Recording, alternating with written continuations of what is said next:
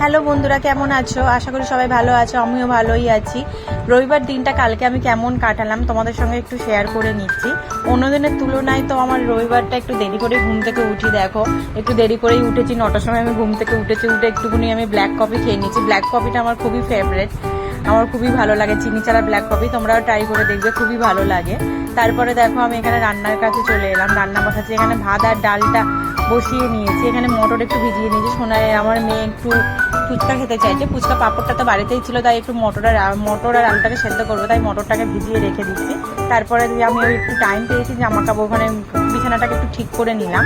তারপরে দেখো মেয়ের জন্য সবজি দিয়ে একটু মাছের ঝোল করবো। তো এখানে ডালটা সেদ্ধ হয়ে গেছে, এবার কড়াটা বসিয়ে দিলাম। কড়াটা বসিয়ে দেখি বেশি অনেকগুলো বাসন জমে গেছে টিফিন খাওয়ার, সেগুলো আমি আগের থেকে এখানে জমে যাচ্ছে, অনেক জমে যাচ্ছে, তাই একটু ধুয়ে একটু জায়গাটা ফাঁকা করে দিচ্ছি। তার মধ্যে দেখো কড়াটা গরম হয়ে যাবে, তাই একটু এই দিকের কাজগুলো করে নিচ্ছি, তাই টাইমটা ইউজ হয়ে যাবে।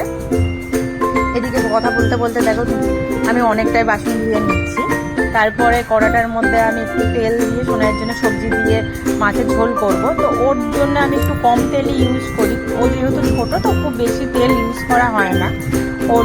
দেখো এই বলতে বলতে আমি এখানে অল্প তেল দিয়ে সবজিগুলোকে ভেজে নিচ্ছি।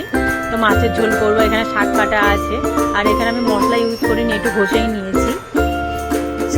অল্প অল্প তেল দিয়ে আমি ওর মাছের ঝোলটাকে একটু মশলা না দিলে ও মাছের ঝোলটাকে খেতে চায় না।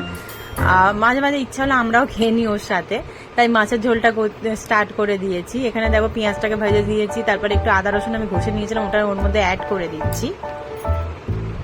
তারপরে একটু টমেটো দিয়ে দিচ্ছি। এবার কাঁচা লঙ্কা আমি গোটাই দিয়ে দিচ্ছি, ও খুব একটা ঝাল খেতে পারে না, তাই ও ছোট, তাই এর মধ্যে একটু নুন দিয়ে দিচ্ছি, আর একটু শুকনো ড্রাই মশলাগুলো অ্যাড করে দেবো ওর মধ্যেই। মশলাগুলো কষিয়ে নেব একসঙ্গে, ধনে জিরে একসঙ্গে অ্যাড করে দিয়েছি, একটু নুন আর হলুদ করে আমি মশলাগুলোকে আমি ভালো করে কষিয়ে নেবো যতক্ষণ না ওর মধ্যে থেকে তেল ছাড়ছে। টমেটোটাও আমি অ্যাড করে দিয়েছি। মশলাগুলো থেকে তেল না ছাড়লে মশলাগুলোর টেস্ট বেরোই আসে না। দেখো মশলাগুলো কষানোর হয়ে যাওয়ার পরে আমি এই আলু অ্যাড করে দিচ্ছি, আর এদিকে সবজিগুলো তো ভেজেই রেখেছিলাম, এগুলো অ্যাড করে দেবো একে একে। আলু একটু ভাজা ভাজা হয়ে যাওয়ার পরে সবজিগুলো যেগুলো ভেজে রেখেছিলাম ওগুলো অ্যাড করে দেওয়া হচ্ছে। দেখো রান্নাটা এবার এগুলো একটু কষিয়ে নিয়ে এর মধ্যে জল দিয়ে দেবো।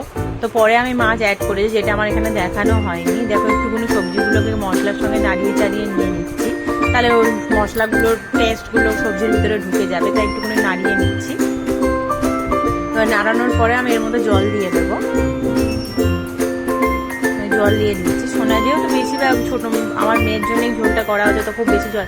আর এদিকে এসে দেখ কি করেছে, সোফার মধ্যে তো মানুষ বসতে পারে না, শুধুমাত্র জিনিসপত্রই ভর্তি। দেখো কটা পুতুলের সোফার মধ্যে আছে, আর এই যে ওর দোলনার মধ্যেও দেখো মানুষ বসে না, এর মধ্যে কত কি যে রাখা হয়ে আছে আমাদের দোলনাটার মধ্যে। এই যে সব ওর জিনিসপত্র, খেলনা সব কিছু ওর মধ্যেই আছে। তারপরে আমি রান্না বসিয়ে দিয়ে একটু ছাদে চলে যাচ্ছে, আমার স্নান টান করা হয়ে গেছে, জামা কাপড় যেগুলো ছাদে দেয়াই হয়েছিল সেগুলো নিয়ে আসতে, আর নতুন যেগুলো ধুলাম সেগুলো মেলতে। এত রোদ ছাদের মধ্যে ছিল, দেখো এই যে জামা কাপড়গুলো এগুলো মেলেছিলাম, এগুলো তুলে নেব আর নতুন জামা কাপড়গুলো দিয়ে আসবো। এত রোদ দেখো, আমি ঠিক করে তাকাতেও পাচ্ছি না। এই আমি চলে এলাম। চলো আজকের দিনের জন্য টাটা, বাই বাই, আবার পরে কথা হবে।